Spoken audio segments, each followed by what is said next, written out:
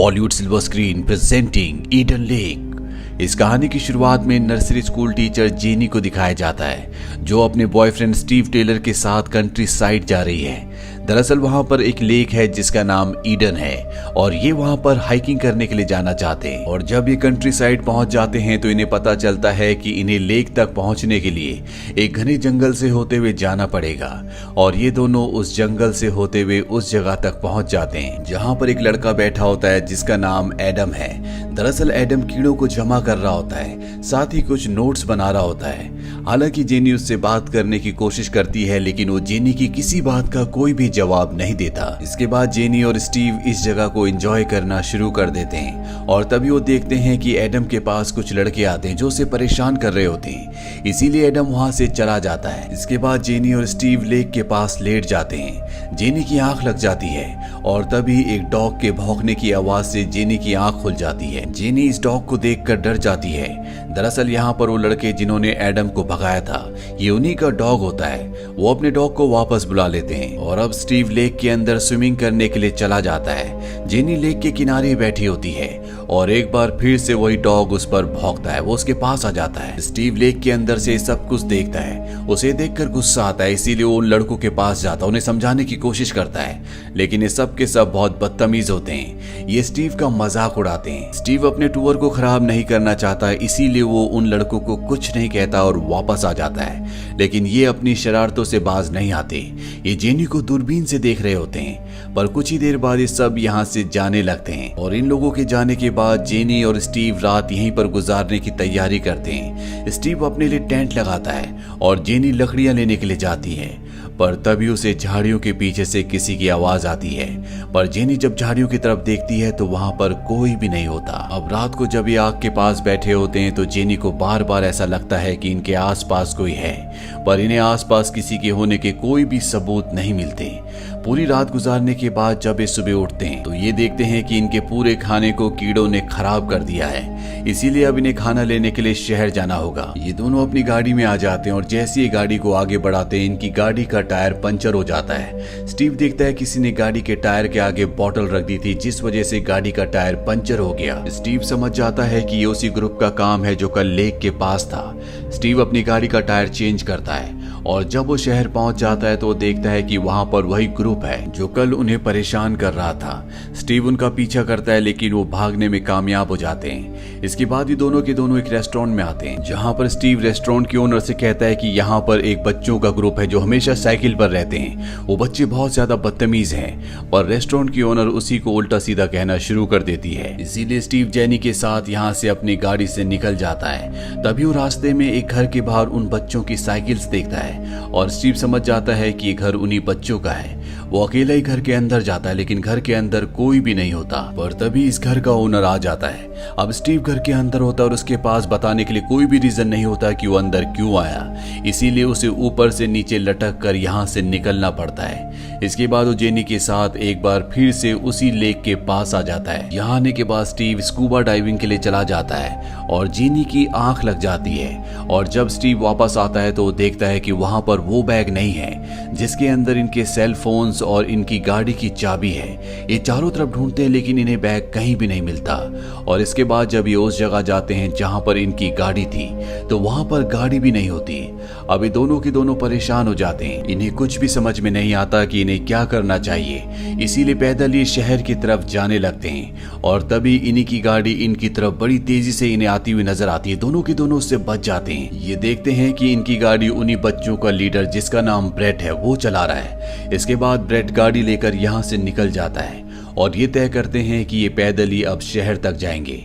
लेकिन चलते चलते इन्हें रात हो जाती है और तभी इन्हें वुड्स में वही ग्रुप दिखता है जिनके पास इनकी गाड़ी की चाबी और इनके सेल फोन्स हैं। स्टीव ब्रेट के पास जाता है और उसे कहता है कि मुझे मेरी गाड़ी की चाबी और सेल फोन्स दे दो, पर ब्रेट साफ साफ मना कर देता है। और तभी उसकी जेब में स्टीव का फोन रिंग होना शुरू हो जाता है। स्टीव उसके पास जाता है और उससे अपना सेल फोन मांगता है लेकिन अब इन दोनों के बीच में हाथापाई होना शुरू हो जाती है। इनका डॉग भी स्टीव के ऊपर हमला कर देता है है और तभी इनके ग्रुप का एक लड़का चाकू निकाल लेता है। स्टीव उसके चाकू को पकड़ लेता है, लेकिन गलती से चाकू डॉग को लग जाता है, जिससे उसकी मृत्यु हो जाती है। अब स्टीव अपनी गाड़ी की चाबी छीनकर अपनी गाड़ी की तरफ भागता है। जेनी और वो गाड़ी के अंदर बैठ जाते हैं, लेकिन इनकी गाड़ी एक जगह फंसी हुई होती है और तभी इनकी गाड़ी के पास वो सभी बच्चे आ जाते हैं, जो ऊपर से इनकी गाड़ी के ग्लास पर पत्थर फेंकते हैं। इनकी गाड़ी का फ्रंट ग्लास चटक जाता है। स्टीव किसी तरह से वहां से गाड़ी निकाल लेता है और रैशली अब वो सिटी की तरफ जाने लगता है, लेकिन उसकी गाड़ी का गिलास चटका हुआ है, इसीलिए उसे आगे कुछ भी नहीं दिख रहा होता और उसकी गाड़ी एक टूटे हुए पेड़ से टकरा जाती है। इस एक्सीडेंट की वजह से वो गाड़ी में फंस जाता है। वो जेनी से कहता है कि तुम्हें यहाँ से जाना होगा और मदद लेकर आनी होगी, क्योंकि मैं यहाँ से निकल नहीं सकता।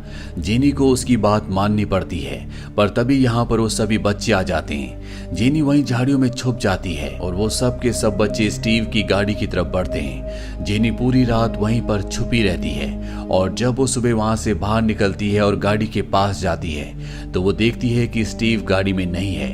वहां पर कुछ खून के निशान भी होते हैं। जेनी स्टीव को ढूंढने के लिए आगे बढ़ती है और वो देखती है कि स्टीव को उन सब बच्चों ने कटीली तारों से बांधा हुआ है। वो स्टीव को बुरी तरह से टॉर्चर कर रहे होते हैं। जेनी को ये सब देखकर बहुत बुरा लगता है, बहुत दुख होता है, लेकिन वो चाहकर भी उसकी मदद नहीं कर सकती। इसी ग्रुप में एक लड़की होती है जो इस सब को रिकॉर्ड भी कर रही होती है और अब ये फैसला करते हैं कि स्टीव को मार देंगे। इसीलिए जेनी को इन बच्चों के सामने आना पड़ता है और जब ये जेनी को देखते हैं तो सब के सब उसका पीछा करना शुरू कर देते हैं। जेनी अपनी जान बचाने के लिए जंगल में भागती है और इसी दौरान स्टीव को मौका मिल जाता है। वो अपने आप को कटीली तारों से छुड़ाकर यहाँ से भाग जाता है।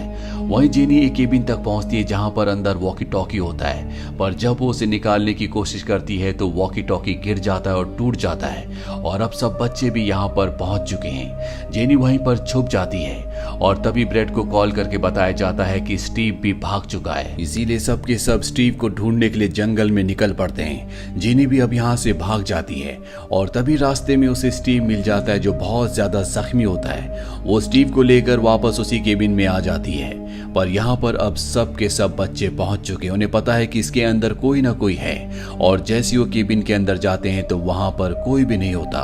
दरअसल जेनी स्टीव को लेकर केबिन के नीचे पानी में चली गई होती है, जिस वजह से बच्चे उसे देख नहीं पाते।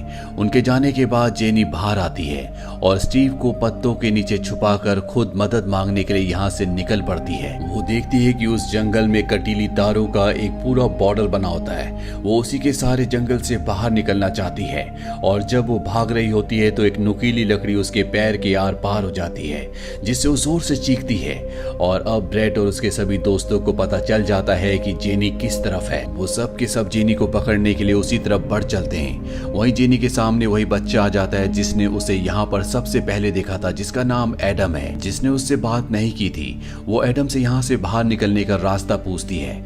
एडम उसे अपने साथ ले जाता है, पर रास्ते में एक जगह एडम बैठकर अपने मोबाइल से खेलना शुरू कर देता है और जब जेनी उसके पास मोबाइल देखती है तो वो उससे उसका मोबाइल मांगती है, पर एडम उसे मोबाइल नहीं देना चाहता।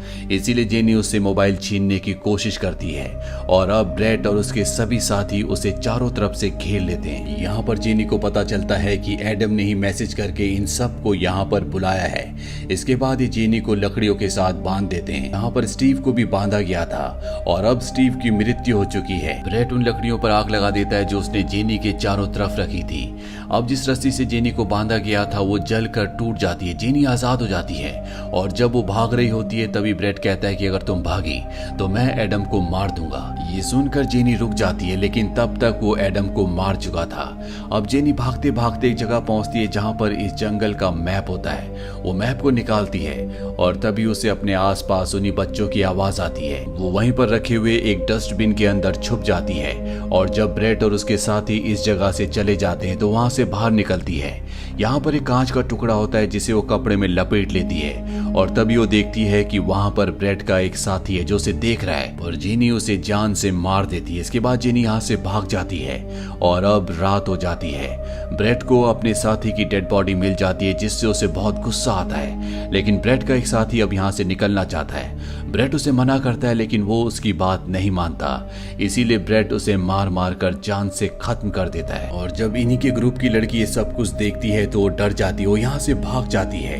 वहीं जेनी को दिखाया जाता है जो जंगल से बाहर सड़क पर पहुंच जाती है। तभी वहां पर एक गाड़ी आती है जिससे जेनी मदद मांगती है। वो जेनी को गाड़ी में बिठा लेता है, लेकिन वो लड़का गाड़ी को वापस जंगल के अंदर ले जाता है। वो कहता है कि मैं यहाँ पर किसी को ढूंढने के लिए आया हूँ। वो जंगल के एक कोने में ले जाकर गाड़ी को रोक देता है, पर जेनी को अब मौका मिल जाता है। वो गाड़ी को रिवर्स करती है, यहाँ से बाहर निकलने के लिए आगे बढ़ती है। और तभी उसके सामने वही लड़की आ जाती है जो ब्रेट के ग्रुप की है, जो वहां से भाग गई थी। उसे नहीं पता होता कि इस गाड़ी को जेनी चला रही है। वो गाड़ी उसे रोकने के लिए कहती है, पर जेनी उसे उड़ाकर यहाँ से आगे निकल जाती है। वो एक जगह पहुंचती है जहाँ पर लोग पार्टी कर रहे होते हैं, पर इससे पहले कि वो उन तक पहुंचती, जेनी दर्द और चोट की वजह से बेहोश हो जाती है। और जब उसे होश आता है तो वो एक घर में होती है, और ये घर और किसी का नहीं बल्कि ब्रेट का होता है। तभी ब्रेट अपने घर में फोन करता है और कहता है कि एक लड़की ने हमारे सारे दोस्तों को मार दिया। ब्रेट के डैड समझ जाते हैं कि यही वो लड़की है। अब जेनी यहाँ पर सबको एम्बुलेंस बुलाने के लिए कहती है, लेकिन कोई भी एम्बुलेंस नहीं बुलाता। जेनी को समझ में आ जाता है कि ये ब्रेट का घर है, इसीलिए वो अपने आप को बाथरूम में लॉक कर देती है। पर कुछ ही देर में ब्रेट के फादर और घर के गेस्ट दरवाजा तोड़कर जेनी को बाहर निकालते हैं। जेनी देखती है कि उसके सामने ब्रेट है, वो सबको सब कुछ बताती है, लेकिन उसकी बात पर कोई भी विश्वास नहीं करता। ब्रेट कहता है कि जेनी ने और उसके बॉयफ्रेंड स्टीव ने हमारे सभी दोस्तों को मार दिया। ब्रेट के फादर उसे ऊपर जाने के लिए कहते हैं और खुद जेनी को वॉशरूम के अंदर ले जाते हैं। और इसके बाद हमें जेनी की चीखें सुनाई देती है। वहीं ब्रेट को दिखाया जाता है जो अपनी दोस्त की मोबाइल से, जिसने सभी मर्डर्स को, सभी टॉर्चर्स को रिकॉर्ड किया था, वो सारे डेटा को डिलीट कर देता है। इसके बाद वो स्टीव्स के सनग्लासेस पहनता है और ब्लैंकली वो मिरर में अपने आप को देखता रहता है। ये एक हॉरर थ्रिलर कहानी है जिसकी एंडिंग बहुत ज्यादा नेगेटिव है, लेकिन इस फिल्म में ये दिखाने की कोशिश की गई है कि डर क्या होता है, अपनी जान के लिए स्ट्रगल करना क्या होता है। ये फिल्म ईयर 2008 में रिलीज हुई थी। IMDb पर इसकी रेटिंग है 6.8। उम्मीद करते हैं कि ये कहानी आपको पसंद आई होगी।